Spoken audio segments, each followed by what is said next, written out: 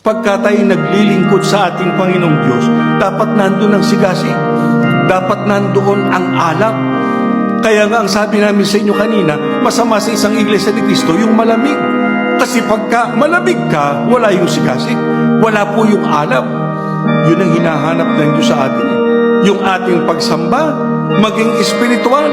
Pero sa paano pong paraan? Sabi sa atin, kinakailangan gumawa tayo ng isang desididong pag-aalay ng ating mga katawan. Sa makatuwid, hindi ka lang papasok sa gusaling sambahan para sumamba, kundi kinakailangan isangkot ka sa lahat ng palatuntunan sa pagsamba. Ano-ano ba ang mga palatuntunan sa pagsamba? Panalangin, di po ba?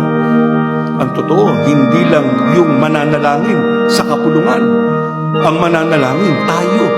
Pagpasok pa lang natin, mag-ukol na tayo ng pansarili nating pananalangin sa ating Panginoong Diyos. Meron tayong isinasagawang pag-awit. Dapat sumasama tayo sa pag-awit. Bahagi ng palatuntunan ng pagsamba.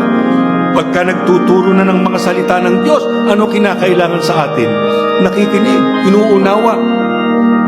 Hinahanap natin kung ano yung gusto ng Diyos na gawin natin na itinuturo sa atin. Naghahandog tayo, nag-aabulong tayo, di po ba? Sa makatwid, sa lahat ng palatuntunan, kasangkot tayo. At yung pagkakasangkot natin, talagang desidido yun. Hindi napasama lang tayo sa agos. Talagang yung kasiglahan, hinahanap sa atin ng ating Panginoong Diyos. Ano dahilan?